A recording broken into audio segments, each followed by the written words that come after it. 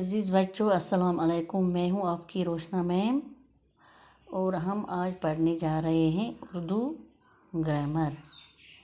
ये उर्दू ग्रामर जो मैं आपको पढ़ने जा रही हूँ ये आपको 6th में भी काम आएगा, 7th में भी काम आएगा, 8th में भी, 9th और 10th में भी। और जो इससे आगे भी पढ़े उर्दू उसको भी काम आएगा। यानी आपको ये याद रखना चाहिए। जब आप याद एक बार अच्छी तरह से रखें ये याद ही रह जाता है। तो चलो बच्चों, आज हम पढ़ने जा रहे हैं उर्दू ग्रामर जिसका उन्वान है फ़ेल, फ़ाइल और मफ़ूल। बच्चों, आप जानते हैं जो भी बात पिछली क्लासों में आपने पढ़ा होगा, उर्दू के कवायद, ज़वाबित, जो भी बात हम यानी जो भी कलमा हम अपने मुंह से निकालते हैं उसको लफ्ज़ कहते हैं। इस लफ्ज़ की 2 किस्में हैं।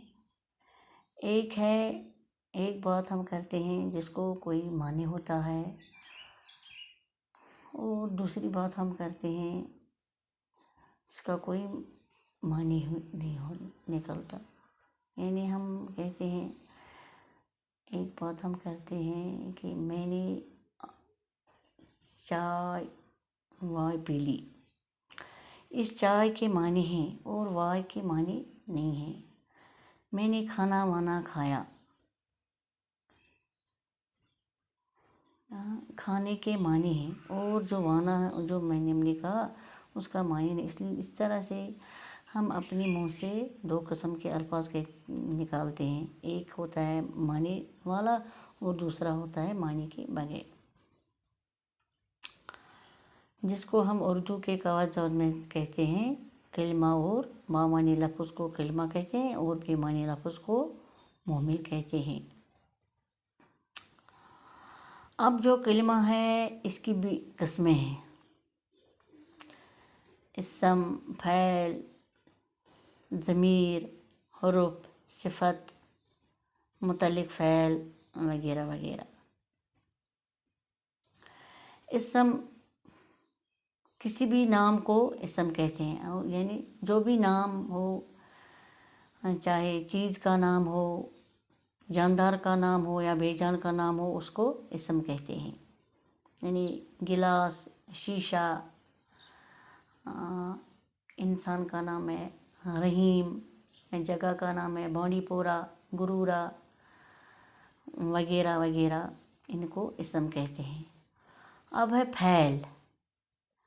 फ़ैल होता है काम करना, इसको इंग्लिश में वर्ब भी कहते हैं। यानी फ़ैल होता है काम करना, काम करने को फ़ैल कहते हैं।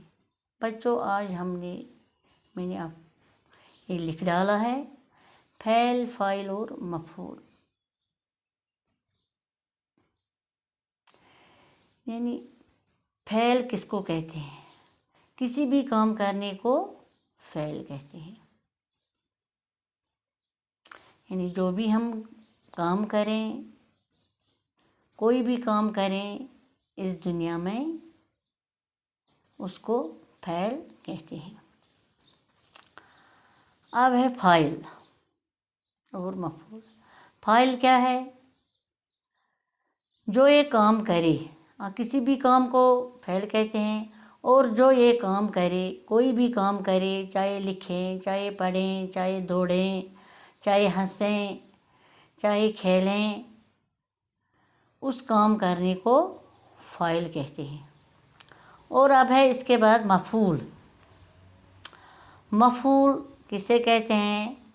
मफ़ूल जिस चीज़ पर काम किया जाए, यानी या जिस चीज़ पर कोई काम सरजद हो, मफ़ूल कहलाता है। यानी जो भी काम हम करें,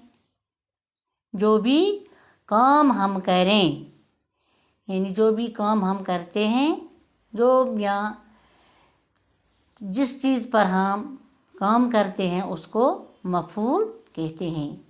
जिस चीज़ पर काम किया जाए, जो काम हम करते हैं उसको मफ़ूल कहते हैं। اب میں نے لکھ ڈالے ہیں چند مثالیں، میں مثالیں دے کر آپ کو سمجھاؤں گی۔ شاباش۔ مثال نمبر فرسٹ ایک ہے، امی نے پھل کاٹے، یعنی میں نے جملہ لکھ ڈالا ہے امی نے پھل کاٹے۔ یہاں امی کام کرتی ہے، کیا کام کرتی ہے؟ پھل کاٹنے کا کام کرتی ہے۔ کون کام کر رہا ہے اس جملے میں؟ امی کام کر رہی ہے۔